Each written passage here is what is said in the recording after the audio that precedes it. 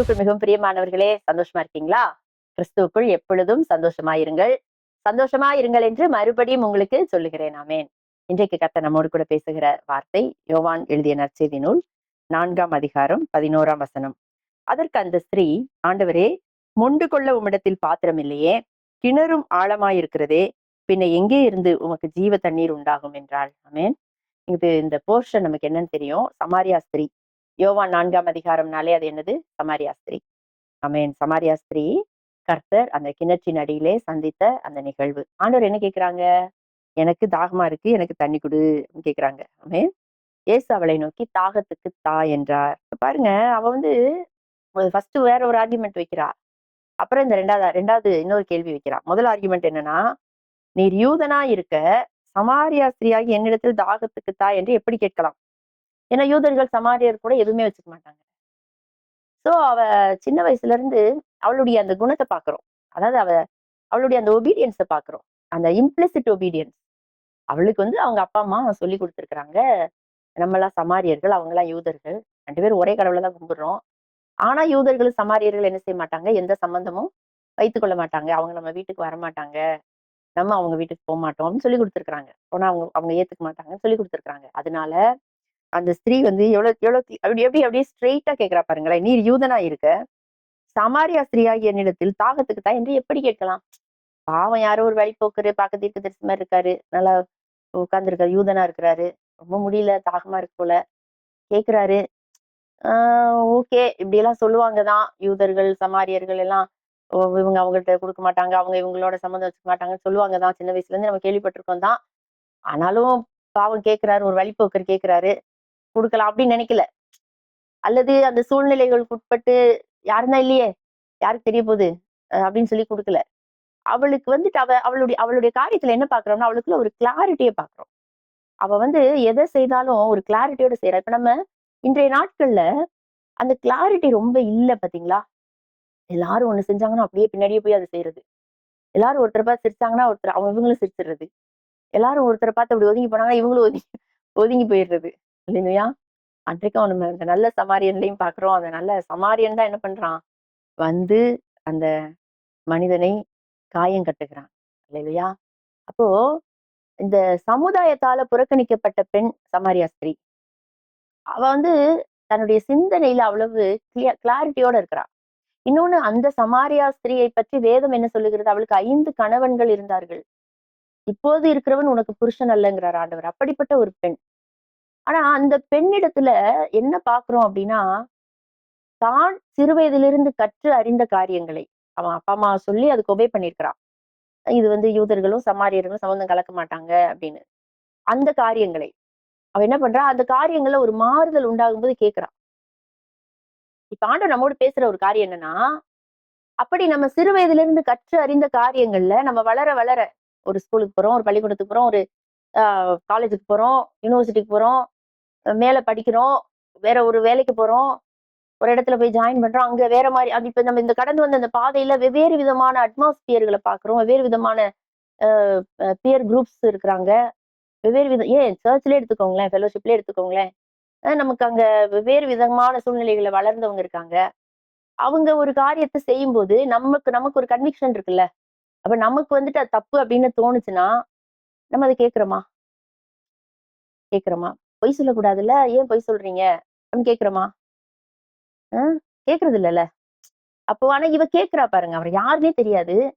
அவர் அவ இன்னொன்னு நினைக்கல, இவர் யூதனா இருக்கிறாரு, நம்ம சமாரிய ஸ்திரீ தான், இவர் நம்மகிட்ட தாகத்துக்குத்தான்னு கேக்குறாரு அப்படின்னு நினைக்கல. அப்ப அவ தன்னுடைய நிலைப்பாட்டுல கரெக்டா இருக்கிறத நம்ம பார்க்கிறோம். அவளுக்குள்ள இருக்கிற எந்த நிலைப்பாட்டுலன்னா, கர்த்தருக்குள்ளே அவள் இருக்கிற அந்த நிலைப்பாடு. அப்ப அவ அவ பேசுற ஒரு ஒரு காரியம் பாருங்க, அது எல்லாமே அவள் அந்த அது அது அந்த பாரம்பரியத்துல அந்த கர்த்தருடனான உறவின் நிமித்தமாக ஏற்பட்டிருக்கிற பாரம்பரியங்கள் தான் அவங்களுடைய பாரம்பரியங்கள் எல்லாமே. யூதர்கள் கர்த்தர் கொடுத்த கட்டளைகள் அததான் சமாரியர்களும் பின்பற்றுறாங்க. அப்ப அவ கேக்குறா, நீங்க எங்க கூட எந்த விதமான சம்பந்தமும் இருக்காதே உங்களுக்கு எங்களுக்கும், நீங்க எப்படி என்கிட்ட தாகத்துக்கு தான்னு கேட்கலாம் அப்படின்னு கேக்குறா. அப்ப ஆண்டவர் அவளுக்கு ஒரு பதில் சொல்றாங்க. இயேசு அவளுக்கு பிரதியுத்தரமாக, நீ தேவனுடைய ஈவையும் தாகத்துக்கு தா என்று உன்னிடத்தில் கேட்கிறவர் இன்னார் என்பதையும் அறிந்திருந்தாயானால் நீயே அவரிடத்துல கேட்டிருப்பாய், அவர் உனக்கு ஜீவ தண்ணீரை கொடுத்திருப்பார் என்றார். இப்ப அவளுக்கு வந்துட்டு அந்த ஜீவ தண்ணீருங்கிற அந்த வார்த்தை புதுசா இருக்கு. அப்ப அதான் அவ கேக்குறா, ஆண்டவரே, அவ அந்த தண்ணீரை அவ என்ன நினைக்கிறா? இந்த கிணத்துக்குள்ள இருக்கிற தண்ணீரை தான் நினைக்கிறா. அவளுக்கு ஜீவ தண்ணீர் என்பது பரலோகத்தோடு சம்பந்தப்பட்டது. அது தேவனோடு கூட சம்பந்தப்பட்டதுன்னு தெரியல. அதான் சொல்றா, ஆண்டவரே, மொண்டு கொள்ளும் இடத்துல பாத்திரம் இல்லையே, உங்ககிட்ட பாத்திரம் இல்ல, கிணறும் ஆழமா இருக்கிறதே, பின்ன எங்கே இருந்து உமக்கு ஜீவ தண்ணீர் உண்டாகும்? இல்லையா? பாருங்களேன், அதோட அவ நிறுத்தல. அடுத்து கேட்கிறா, இந்த கிணற்றை எங்களுக்கு கொடுத்த நம்முடைய பிதாவாகிய யாக்கோபை பார்க்கிலும் நீர் பெரியவரோ? அவரும் அவர் பிள்ளைகளும் அவர் மிருக ஜீவன்களும் இதிலே குடித்தது உண்டே என்றாள். சோ அவளுக்குள்ள அந்த கன்விக்ஷன் இருக்கு, கிளாரிட்டி இருக்கு, மனசுல நினைக்கிறத தெளிவா கரெக்டா எடுத்து சொல்ற அந்த தன்மை இருக்கு. ஆகவே அவ கேட்கிறா, அவ வெல் இன்ஃபார்ம்டா இருக்கிறா, எல்லா காரியங்களையும் நன்கு அறிந்தவளாக இருக்கிறாள். சொல்றா, இந்த கிணத்தை எங்களுக்கு தந்தது யாரு? நம்முடைய பிதான்னு சொல்றா. பாத்தீங்களா? யூதர்களுக்கு அவர் தான் பிதா, சமாரியர்களுக்கு அவர் தான் பிதா. ஆகவே அவர் சொல்றா, நம்முடைய பிதாவாகிய யாக்கோபை பார்க்கிலும் நீர் பெரியவரோ? சோ இவர் ஒரு தீர்க்கதரிசி அப்படின்னு அவ என்ன செய்ய ஆரம்பிச்சிடா, கண்டுபிடிக்க ஆரம்பிச்சிடா. பேசுற விதத்துல இருந்து கண்டுபிடிச்சிட்டு நேரடியா மனசுல தோன்றதை நேரடியா கேட்கிறா. நம்ம இந்த கிணற்றை எங்களுக்கு தந்த நம்முடைய பிதாவாகி யாக்கோபை பார்க்கிலும் நீர் பெரியவரோ? அவரும் அவர் பிள்ளைகளும் அவர் மிருக ஜீவன்களும் இதிலே குடித்ததுண்டே என்றாள். அப்ப ஆண்டவர் திருப்பியும் அவ கூட பேசுறாங்க. பேச அவளுக்கு பிரதியுத்தரமாக அதுக்கு ஆமா, நான் யாக்கோபை விட பெரியவர் தான் அப்படிலாம் ஆண்டவர் பதில் சொல்லல. இந்த தண்ணீரை குடிக்கிறவனுக்கு மறுபடியும் தாகம் உண்டாகும், நான் கொடுக்கும் தண்ணீரை குடிக்கிறவனுக்கோ ஒரு காலம் தாகம் உண்டாகாது. பிரியமானவர்களே, இந்த ஆண்டவர் பேசின வார்த்தைகள், ஆண்டவர் சொல்ற மறுமொழிகள், இதெல்லாம் நம்ம ஆராய்ந்து பார்த்தோம்னா, ஈவன் பழைய புதிய ஏற்பாட்டுல மட்டும் இல்ல, பழைய ஏற்பாட்டுல இருந்தே கர்த்தர் பேசின சில இந்த ரெட் லெட்டர் எடிஷன் சொல்லுவாங்க, அதுல ஆண்டவர் பேசின, பிதாவாகிய தேவன் பேசின காரியங்கள் எல்லாம் ரெட் லெட்டர்ல எழுதப்பட்டிருக்கும், சிவப்பு எழுத்துல எழுதப்பட்டிருக்கும். நீங்க அதெல்லாம் படிச்சு பாருங்களேன். அதாவது வேதாகமத்துல ஒரு எழுத்தின் உறுப்பியோ கூட நீக்க முடியாது, தெரியுமா? இந்த அடிமை கிட்டத்தட்ட 1996ல இருந்து 2011 வரைக்கும் I was journalist. Ananda Vikatan குழுமங்கள்ல நான் ஒரு பத்திரிகையாளராக பணியாற்றினேன். என்னுடைய பத்திரிகை வாழ்க்கையில பெரும்பாலும் நான் ஒரு எடிட்டரா இருந்திருக்கேன். சப் எடிட்டிங் பண்ணியிருக்கேன், சப் எடிட்டரா இருந்தேன், அப்புறம் மேகசின் எடிட்டராக, அப்புறம் எடிட்டராக, அப்படி கர்த்தர் உயர்த்தினாங்க. இந்த எடிட்டிங் ஜாப் அப்படின்னா என்னன்னா, 2 பக்கமா எழுதி கொடுக்கறத ஒரு அரை பக்கமா கட் பண்ணி போடுறதுதான். அதை உட்கார்ந்து அந்த வார்த்தைகள் எல்லாம் குறைச்சு குறைச்சு குறைச்சு அதை கிறிஸ்ப் ஆக்குறது. பைபிளை அப்படி ஆக்கவே முடியாது, தெரியுமா? ஆக்கவே முடியாது. மொழிபெயர்ப்புகள் வரலாம், அதை பத்தி சொல்ல. ஆனா பைபிளை இதை விட கிறிஸ்ப் ஆக்கவே முடியாது. அது ஆல்ரெடி வெல் எடிட்டட். ஆண்டவர் பேசுகிற வார்த்தைகள் இருக்குல்ல, அதுல இருந்து ஒரு வார்த்தையை கூட நம்ம எடுக்கவும் முடியாது, ஒரு வார்த்தை கூட சேர்க்கவும் முடியாது. இல்லையா? பாருங்க, அவ என்னென்னவோ கேட்கிறா. கிணறு இங்க ஆழமா இருக்கே, உனக்கு எங்க இருந்து ஜீவ தண்ணீர் உண்டாகும், நீங்க மொண்டு கொள்றதுக்கு பாத்திரம் கொண்டு வரலையே. சோ அவ எல்லாம் கேட்கிறா. ஆனா ஆண்டவர் சொல்றாங்க, இந்த தண்ணீரை குடிக்கிறவனுக்கு மறுபடியும் தாகம் உண்டாகும், நான் கொடுக்கும் தண்ணீரை குடிக்கிறவனுக்கோ ஒரு காலும் தாகம் உண்டாகாது. இல்லையா? அப்ப அவர் எப்படி, என்ன, அதாவது ஆண்டவருடைய மறுமொழியிலிருந்து இதுல நம்ம என்ன அறிந்து கொள்றோம் தெரியுமா? எதிரில இருக்கிறவங்க என்ன நம்மகிட்ட கேட்டாலும் அவங்கள பரலோகத்துக்கு நேராக நடத்துவது எப்படி? இல்லையா? பரலோகத்துக்கு நேராய் நடத்துவது எப்படி? அந்த பெண்ணிடத்துல என்ன கற்றுக்கொள்கிறோம்னா, நமக்குள்ள ஒரு கன்விக்ஷன் இருக்கணும். நம்ம அந்த கன்விக்ஷனை நம்ம அறிக்கை செய்யறதுல நம்ம ஸ்ட்ராங்கா இருக்கணும். நமக்கு மனசுல படுகிற கேள்விகளை பளிச்சுன்னு கேட்கணும். அவங்க என்ன நினைப்பாங்க, இவங்க என்ன நினைப்பாங்க, அவங்க சிரிச்சிருவாங்களோ, இதுதான் நிறைய பேருக்கு பயம். அதனால எல்லாரும் புரியுதோ புரியலையோ, அவங்களுக்கு தெரியுதோ தெரியல, எல்லாரும் போற வழி பின்னாடியே போறது. அப்படி இருக்கக்கூடாது. கர்த்தருடைய காரியங்கள்ல நமக்கு தெரிய தப்பா கூட இருக்கட்டுமே, தப்புனா திருத்திக் கொள்வோம். இல்லையா? ஒருவேளை நம்ம அந்த இடத்துல சரியா கேட்கறதுனால மற்றவங்களும் சேர்ந்து பயன் பெறுவாங்க, இல்லையா? இதை நம்ம அந்த பெண்ணிடத்துல இருந்து கற்றுக்கொள்றோம்.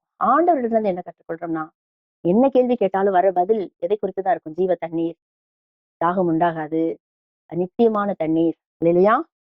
நான் அவனுக்கு கொடுக்கும் தண்ணீர் அவனுக்குள்ளே ஜீவ காலமாய் ஊறுகிற நீரூற்றாய் இருக்கும் என்றார். அப்ப இந்த உலகத்துக்கு அடுத்த காரியங்கள் அவருக்குள்ள இல்லாததுனால அவர் வாயிலிருந்து வருகிற வார்த்தை எல்லாமே எதை குறித்துதான் இருக்கிறது? பரலோகத்தை குறித்த காரியங்களாகவே இருக்கிறது.